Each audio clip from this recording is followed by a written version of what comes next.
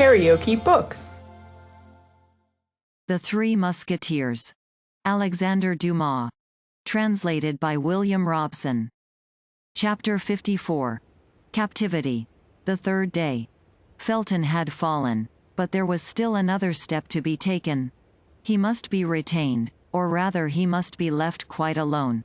And Milady but obscurely perceived the means which could lead to this result. Still more must be done.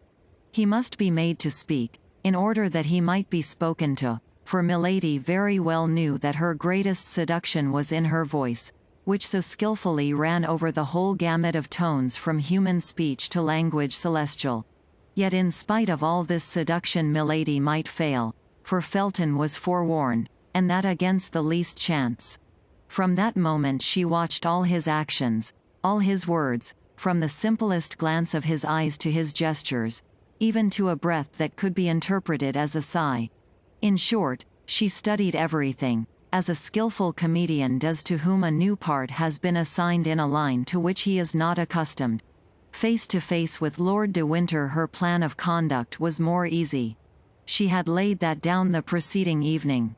To remain silent and dignified in his presence, from time to time to irritate him by affected disdain, by a contemptuous word, to provoke him to threats and violence which would produce a contrast with her own resignation, such was her plan.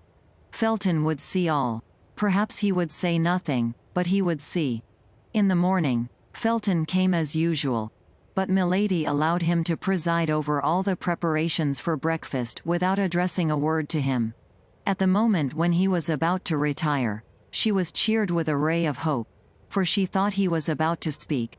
But his lips moved without any sound leaving his mouth, and making a powerful effort to control himself, he sent back to his heart the words that were about to escape from his lips, and went out.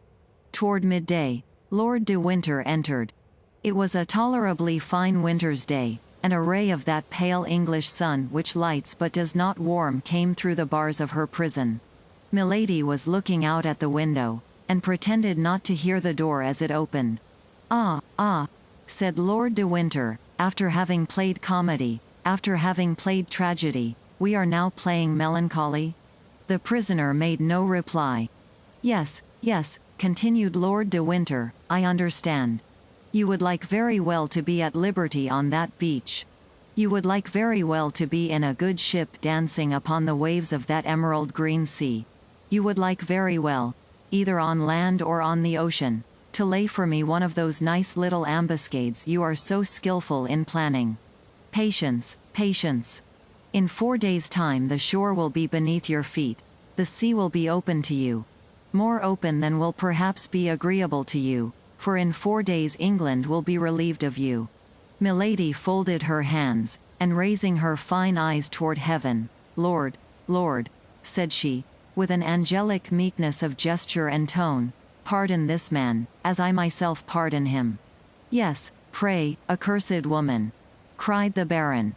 Your prayer is so much the more generous from your being, I swear to you, in the power of a man who will never pardon you, and he went out.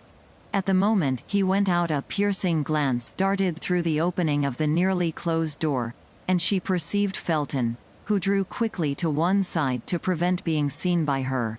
Then she threw herself upon her knees, and began to pray.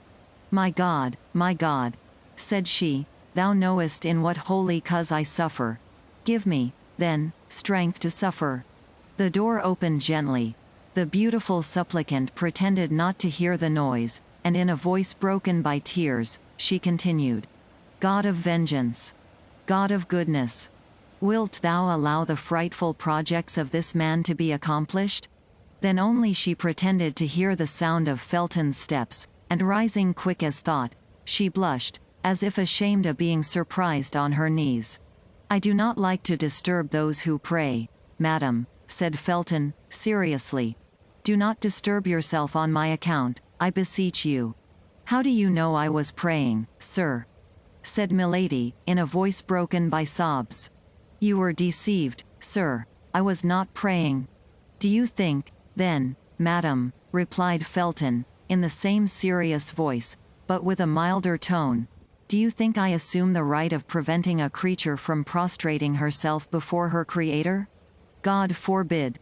Besides, repentance becomes the guilty. Whatever crimes they may have committed, for me the guilty are sacred at the feet of God. Guilty? Aye, said Milady, with a smile which might have disarmed the angel of the Last Judgment. Guilty? Oh, my God, thou knowest whether I am guilty. Say I am condemned, sir, if you please, but you know that God, who loves martyrs, sometimes permits the innocent to be condemned. Were you condemned, were you innocent, were you a martyr, replied Felton, the greater would be the necessity for prayer, and I myself would aid you with my prayers. Oh, you are a just man, cried Milady, throwing herself at his feet. I can hold out no longer, for I fear I shall be wanting in strength at the moment when I shall be forced to undergo the struggle, and confess my faith. Listen, then, to the supplication of a despairing woman. You are abused, sir, but that is not the question. I only ask you one favor, and if you grant it me, I will bless you in this world and in the next. Speak to the master, madam, said Felton. Happily I am neither charged with the power of pardoning nor punishing. It is upon one higher placed than I am that God has laid this responsibility. To you, no, to you alone. Listen to me, rather than add to my destruction, rather than add to my ignominy. If you have merited this shame, madam, if you have incurred this ignominy, you must submit to it as an offering to God. What do you say? Oh, you do not understand me. When I speak of ignominy, you think I speak of some chastisement, of imprisonment or death.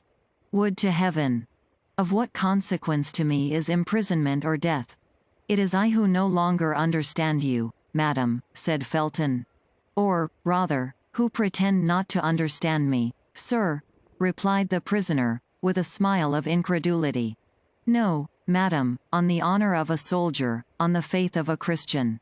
What, you are ignorant of Lord de Winter's designs upon me? I am. Impossible, you are his confidant. I never lie, madam. Oh, he conceals them too little for you not to divine them. I seek to divine nothing, madam. I wait till I am confided in, and apart from that which Lord de Winter has said to me before you, he has confided nothing to me. Why, then, cried Milady, with an incredible tone of truthfulness, you are not his accomplice. You do not know that he destines me to a disgrace which all the punishments of the world cannot equal in horror? You are deceived, madam, said Felton, blushing. Lord de Winter is not capable of such a crime. Good, said Milady to herself. Without thinking what it is, he calls it a crime. Then aloud, the friend of that wretch is capable of everything. Whom do you call that wretch? Asked Felton. Are there, then, in England two men to whom such an epithet can be applied? You mean George Villiers? Asked Felton, whose looks became excited.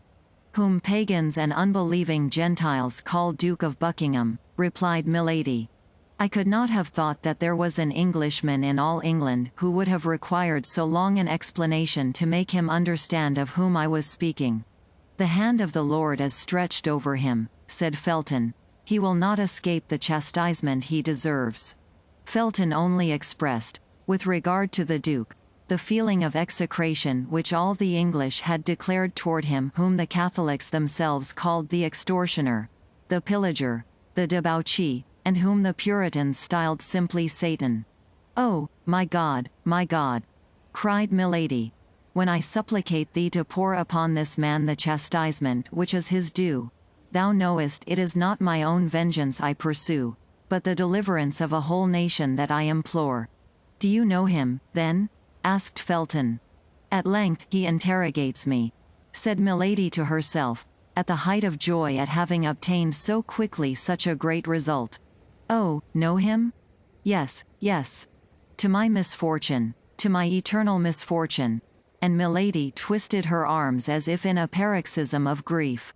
Felton no doubt felt within himself that his strength was abandoning him, and he made several steps toward the door.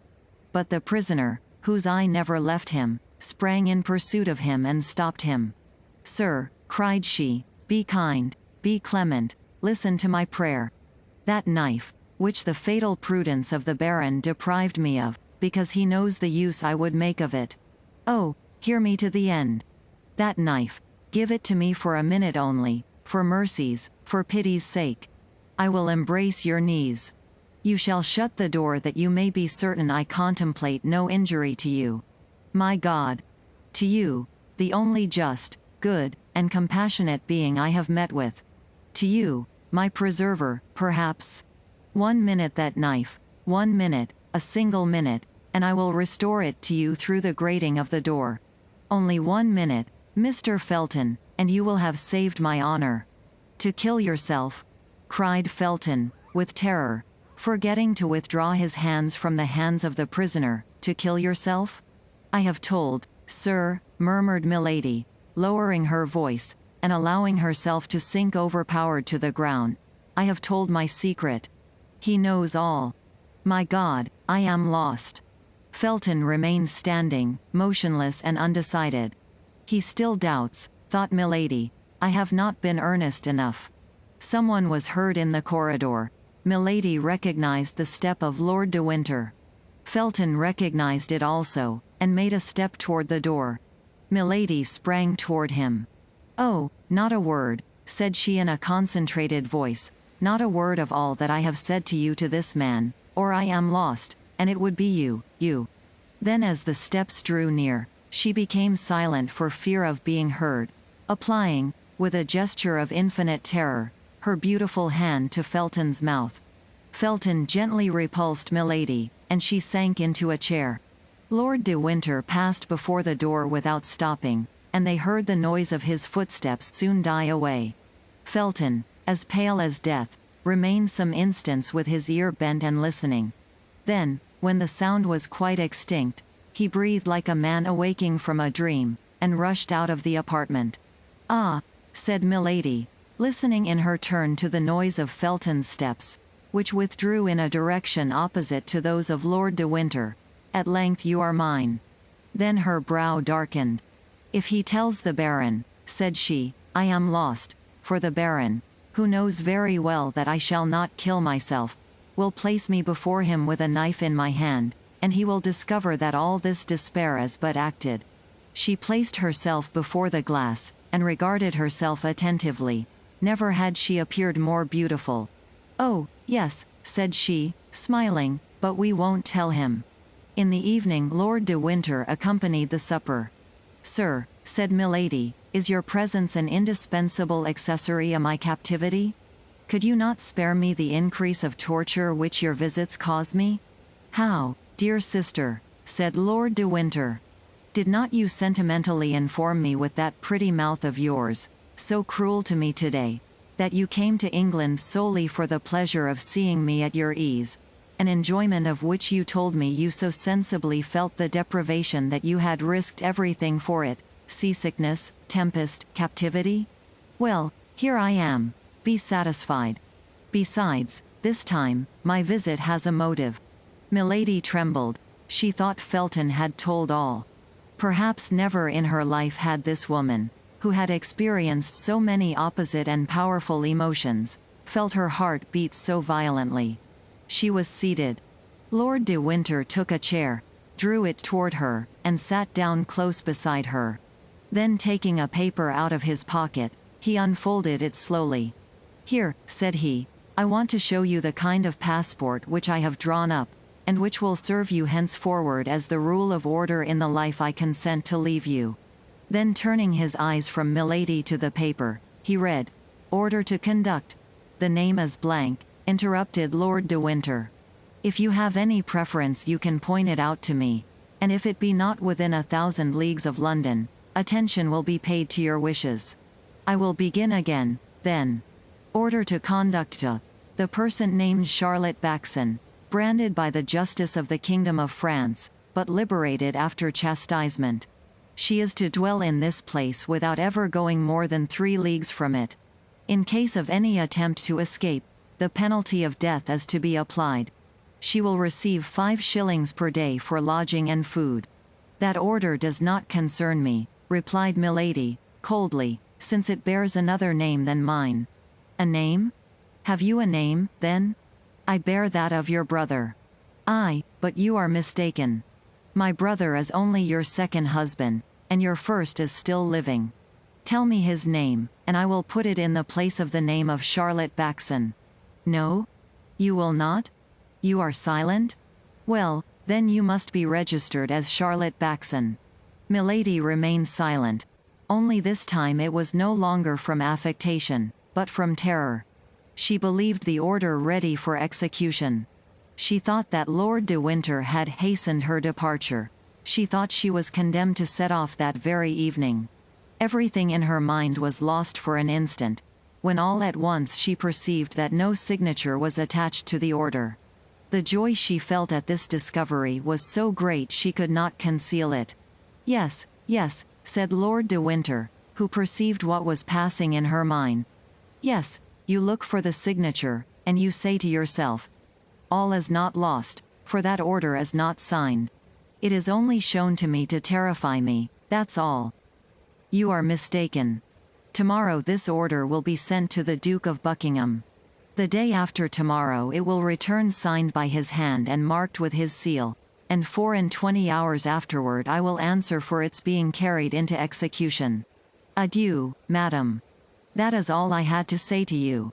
And I reply to you, sir, that this abuse of power, this exile under a fictitious name, are infamous. Would you like better to be hanged in your true name, milady? You know that the English laws are inexorable on the abuse of marriage. Speak freely. Although my name, or rather that of my brother, would be mixed up with the affair, I will risk the scandal of a public trial to make myself certain of getting rid of you. Milady made no reply, but became as pale as a corpse. Oh, I see you prefer peregrination. That's well, madam, and there is an old proverb that says, traveling trains youth. My faith. You are not wrong after all, and life is sweet. That's the reason why I take such care you shall not deprive me of mine. There only remains, then, the question of the 5 shillings to be settled. You think me rather parsimonious, don't you? That's because I don't care to leave you the means of corrupting your jailers. Besides, you will always have your charms left to seduce them with. Employ them, if your check with regard to Felton has not disgusted you with attempts of that kind. Felton has not told him, said Milady to herself. Nothing is lost, then. And now, madam, till I see you again. Tomorrow I will come and announce to you the departure of my messenger. Lord de Winter rose, saluted her ironically, and went out. Milady breathed again. She had still 4 days before her. 4 days would quite suffice to complete the seduction of Felton. A terrible idea, however, rushed into her mind. She thought that Lord de Winter would perhaps send Felton himself to get the order signed by the Duke of Buckingham. In that case Felton would escape her, for in order to secure success, the magic of a continuous seduction was necessary. Nevertheless, as we have said, one circumstance reassured her. Felton had not spoken. As she would not appear to be agitated by the threats of Lord de Winter, she placed herself at the table and ate. Then, as she had done the evening before, she fell on her knees and repeated her prayers aloud. As on the evening before, the soldier stopped his march to listen to her. Soon after she heard lighter steps than those of the sentinel, which came from the end of the corridor and stopped before her door. It is he, said she. And she began the same religious chant which had so strongly excited Felton the evening before. But although her voice, sweet, full, and sonorous, vibrated as harmoniously and as affectingly as ever, the door remained shut. It appeared however to Milady that in one of the furtive glances she darted from time to time at the grating of the door she thought she saw the ardent eyes of the young man through the narrow opening. But whether this was reality or vision, he had this time sufficient self-command not to enter. However, a few instants after she had finished her religious song, Milady thought she heard a profound sigh. Then the same steps she had heard approach slowly withdrew, as if with regret. KaraokeBooks.